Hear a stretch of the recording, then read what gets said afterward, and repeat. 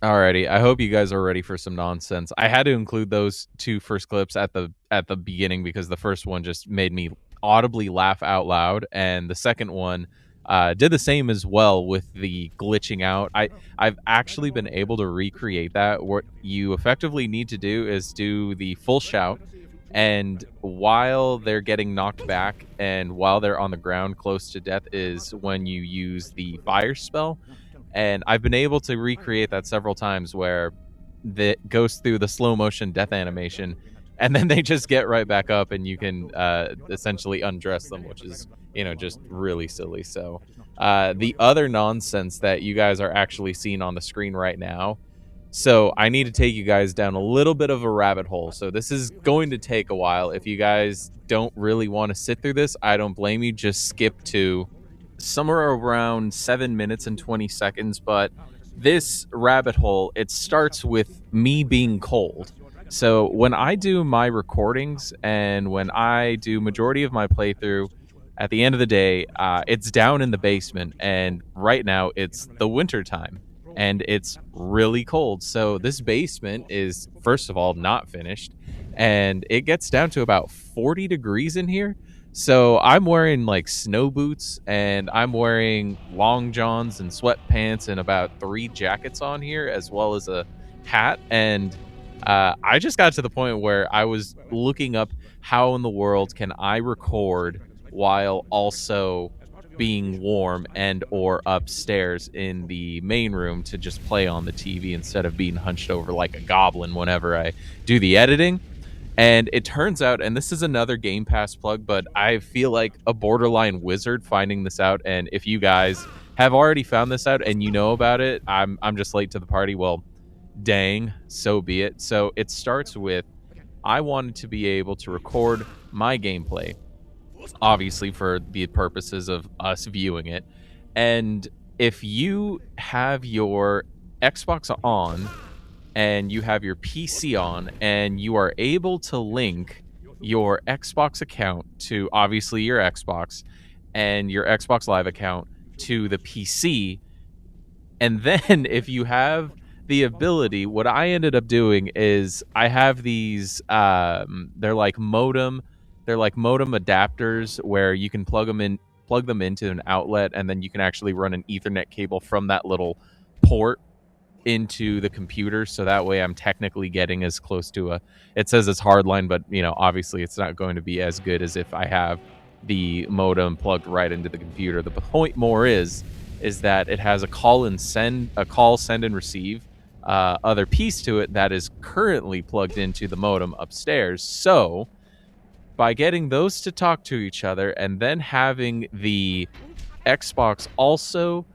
plugged into the modem, I'm able to get them to kind of talk to each other, and then I enable the Bluetooth, and for some reason it doesn't actually work. Actually, I take that back. I've been able to get it to work. I believe the Bluetooth is inconsequential, but once you have those two on at the same time, and then it's linked via Ethernet, I don't know if you need to, but I do for this, you can then remote in.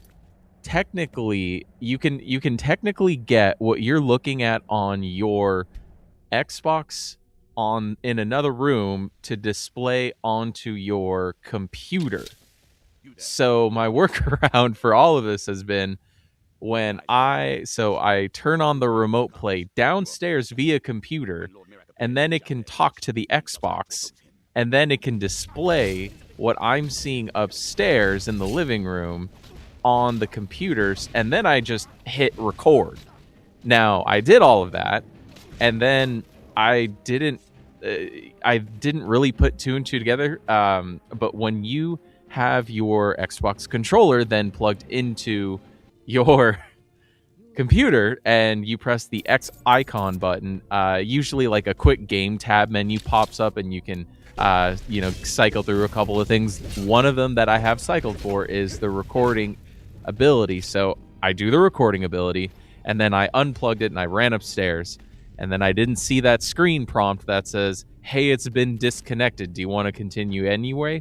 So I did the leveling. I leveled from, I think it was level 4 to 7 in Skyrim with through the, I was to my credit, I was finally warm and cozy while I was playing the game, but that prompt was there the entire time. So it wasn't until I went to do the editing that I saw that, and I thought I was about to have to redo the entire run. However, I just decided, you know what, I said it earlier, there's just going to be kinks that we have to get out of this as we continue on. This is one of them. So if you guys don't really like looking at that, you can absolutely just scroll over to like the 7.5 minute mark, and then you can just watch regular gameplay. So with that all out of the way, if you guys are new here and you just like watching this type of tomfoolery, this is a no death, no save speed run with a couple of caveats, because there is the autosave feature. The game is just going to save whether you like it or not, and I'm still too lazy to look it up to see if I can actually disable it. So what we're using, we're essentially using like a checkpoint system via the town. So I'll give you an example, because this is what I've been doing in every one of the sessions, is that I will go dungeon crawling, I'll complete a couple of quests, I will progress our milestone, which is to get into the Dawnguard and start that quest line. But every time I finish up, because again, like I'm recording this at dark 30, and I'm gonna have to get up at morning 30, but I can't do that every night because I have to go to work. So I just end the session in the town. It's kind of like the safe area, if you will. It's akin to, what actually got me thinking about it was akin to like the fireplace, or not Humanity, Finding Grace in Elden Ring. And if it's not Grace, then I'm so sorry, and please don't nail me to the cross on that one. I just cannot remember it for the life of me what it's called right now. But those are really the parameters with another couple, with Skyrim being Skyrim.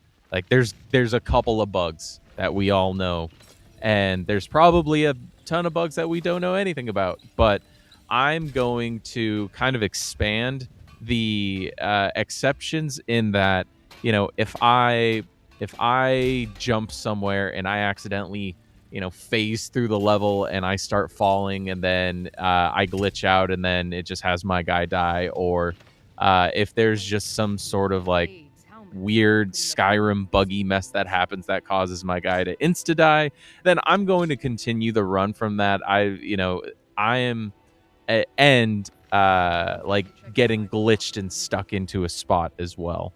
I feel like with those two, that it's acceptable, or it's at least acceptable in my eyes. So it comes down to, if I die in combat, if I die running off of the side of a mountain, or if I die drowning, or like accidental deaths, or death by combat, or committing Sudoku, then the run ends. So yeah, if you guys like this and you just want to see this, then yeah, absolutely consider liking and subscribing, turning on the notifications, all that stuff, because I'm going to be running through this. I actually, at the time of recording this game, at the time of recording the voiceover for this video, I had actually just finished up my the play session that comes after this. So we are in the Dawnguard, and we are doing the main quest line. So I got to tell you guys, I think I went into this way too early of a level, because I've almost died. And I've almost had like 3 or 4 abrupt deaths within the first 2 main quests of the Dawnguard. So it's probably going to be a wild ride, but again, it's going to be so much fun. It's really interesting to play this again and have these new parameters, because and I know you guys are in the same boat as well as that. This, if you die in this game, it just reloads you automatically, whether you like it or not, and then you end up getting used to it, and then it just kind of becomes the norm. now that there's like this arbitrary like set of rules, it's interesting to actually be intentional with my actions in this now. One of the biggest things that I did while playing this game initially is I would try to billy goat up every friggin' mountain, only to fall off of it and then die. And then I say, oh, okay, well, I'll just fast travel somewhere else and make some potions, and eventually I'll make my way back there. Like now, I have intentional traversal, and I'm having like intentional engagements because I need to be able to walk away from them. Because I got to tell you, like, I did not want to die before we even reached the first milestone, which was just starting the Dawnguard quest line. Now that it's been started, there's a decent amount of time invested into this now, and now it's feeling a little high stakey, which is actually a lot of fun. So yeah, guys, if you guys want another way to try to play it, I would highly recommend doing this. Like the survival mode is pretty cool, but if you don't like the survival mechanics and you want to just spice it up in some way, play in a different way. As you guys are watching, we're the two-handed battle mage, the Blamchio. And try to do the no death, no save, because it really puts you in a position where you're now being a little bit more thoughtful of what you're doing. I also wanted to make a really quick side note that I still will be uploading the occasional FPS game. I'm actually at the point, so what I really would like to do is, assuming we can get through all of this and we can do this all in one life and right off into the sunset, hit the dusty trail, have the happy ending, have the good have the good ending, to then actually make a compilation of all the cool moments of every single episode to show like a timeline of his career from start to finish.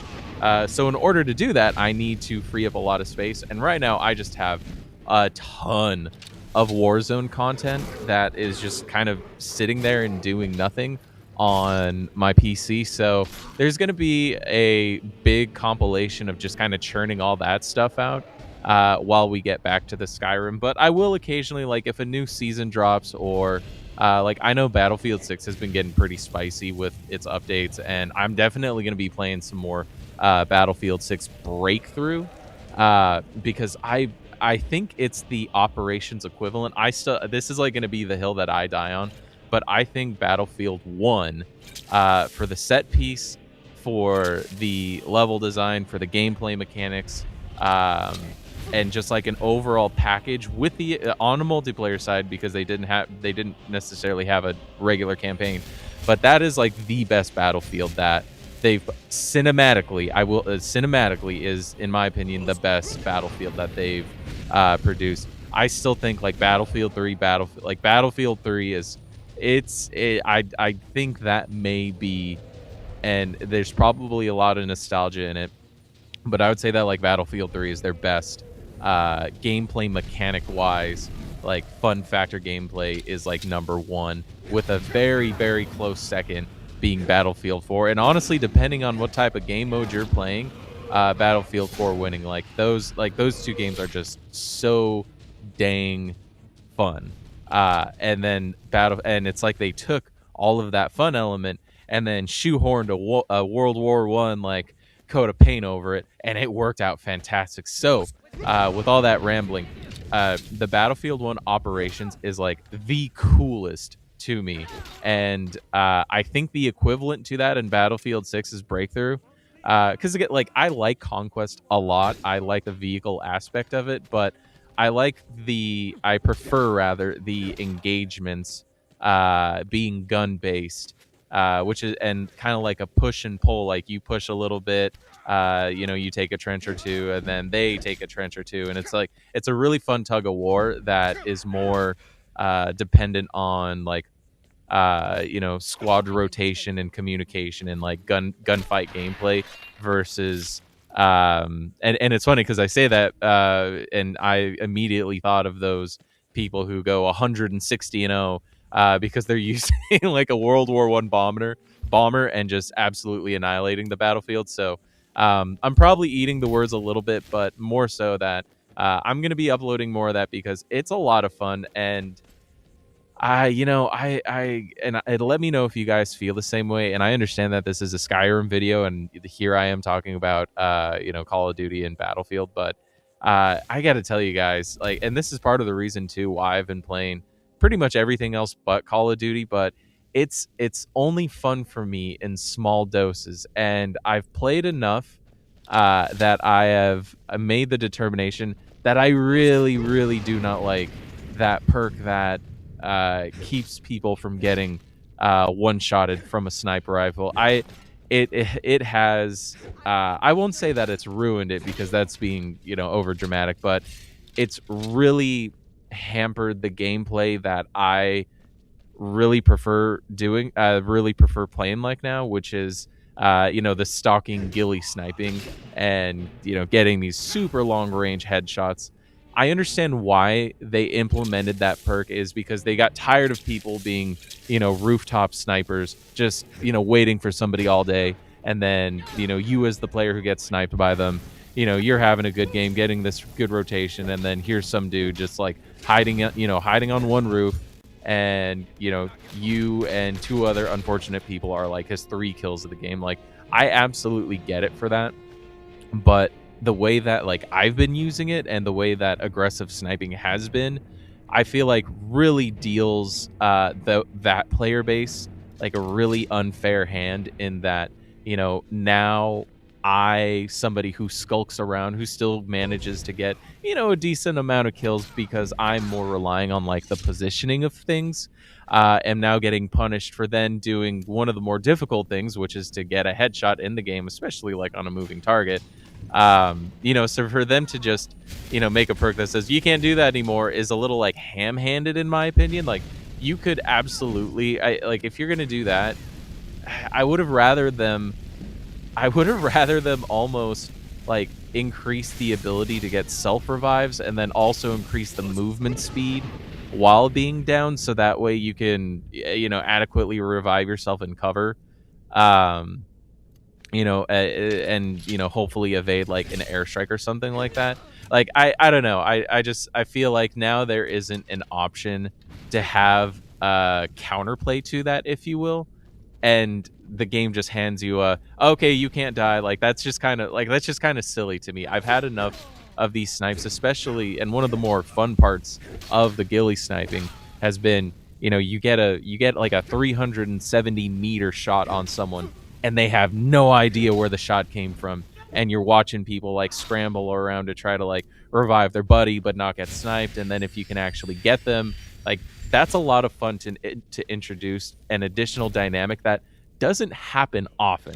Like, by all accounts, there's still more people that run and gun with ARs and SMGs than there are people running around on the perimeter of the map playing the Tarkov light experience. So that's my little soapbox. That's I'm gonna get off that, but I'm gonna be churning out a couple of like Battlefield and Call of Duty gameplays, just to honestly get it off of my PC to make room for more Skyrim. So yeah, sorry that you guys came to a Skyrim video and then halfway through got baited and switched and started listening to Call of Duty.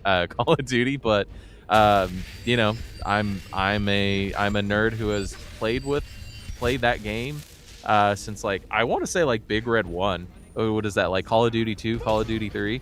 I've been playing that game for a hot minute, and it's been a lot of fun. So I'll still always go back to it. I obviously haven't purchased a single Call of Duty once they were bought by Microsoft, and I can just play it on the Game Pass. Like, I'm just not going to buy that game. And I don't know if you guys have seen those leaks as well, but the leaks that Modern Warfare 4 is effectively Modern Warfare 2 with a little bit faster sprinting and less like ADS penalties. One of the biggest gripes I had with that game was the visual recoil that they had on it. And when I saw that comment, that I was like, hey, it's gonna have just as much. Like, that's just not the most fun thing in the world. I'd rather have to learn how to try to control a gun, as opposed to just my screen shaking and going, oh, it's so real, and and then I can't hit a darn thing because, again, like, the visual recoil is insane. But yeah, guys, with all that said, back to Skyrim. Yes, this has just been such a treat, and I really enjoy that I'm taking a step away from these games, from like the FPS games that really, that it's not even designed anymore to have fun. It's to have you invest as much time as humanly possible, which is like kind of crazy, and not in a good way. So yeah, guys, like I seriously play Skyrim, play vanilla Skyrim again.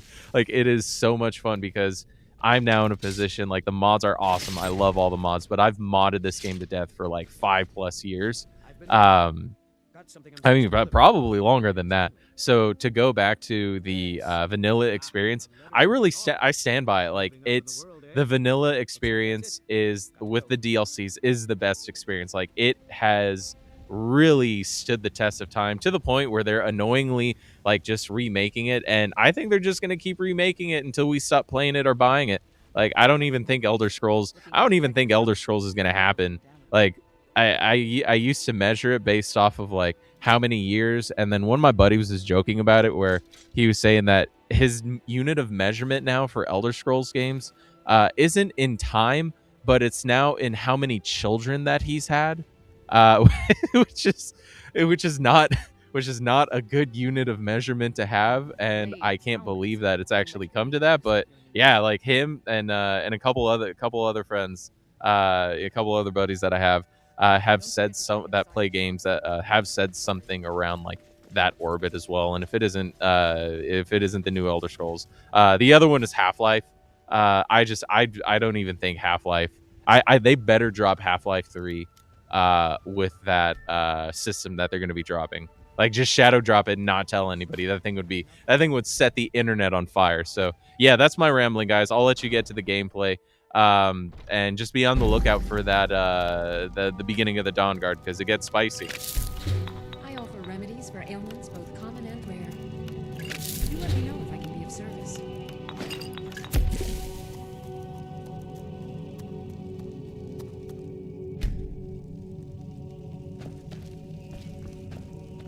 Pardon me, but do I so you're an alchemist then?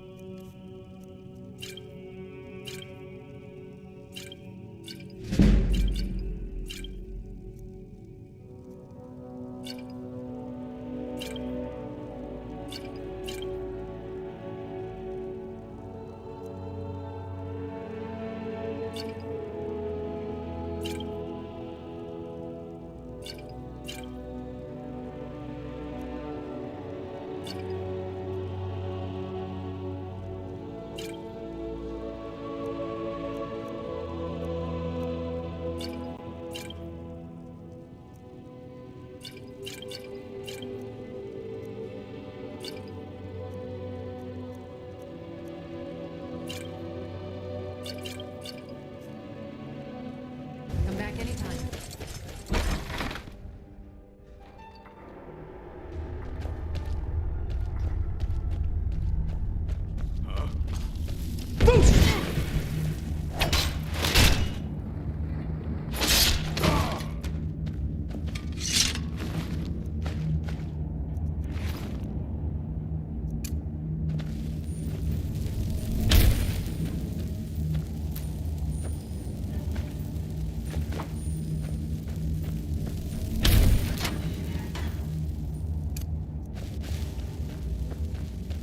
Someone there?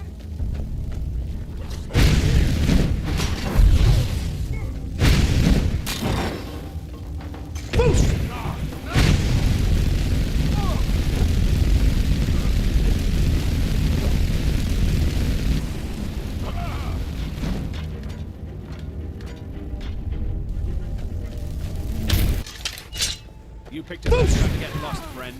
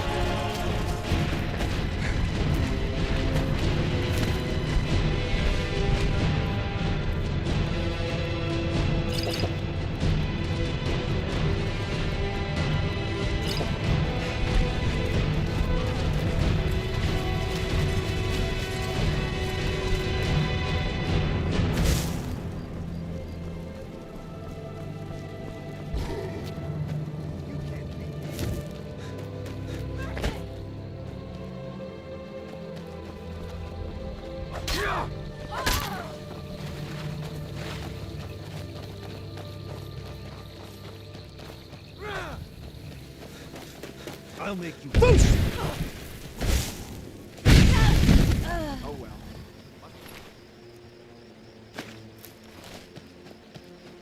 You speak to a vigilant of Stendar, and any other, but the Daedra are the.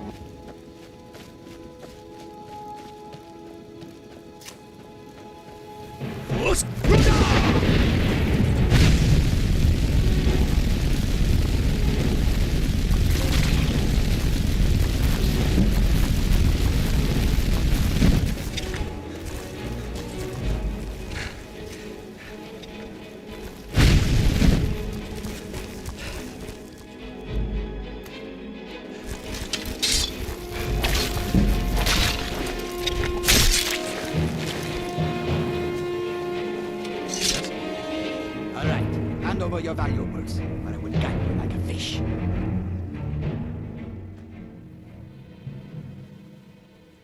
Don't you walk away from me. Never should have come here.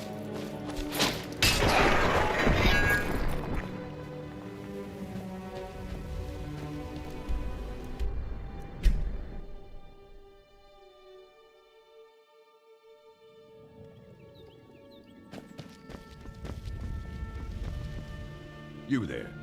The Dawnguard is looking for anyone willing to fight against the growing vampire menace. What do you say? Ha! Isran's going to like you. Go talk to him at Fort Dawnguard, southeast of Riften. He'll decide if you're Dawnguard material.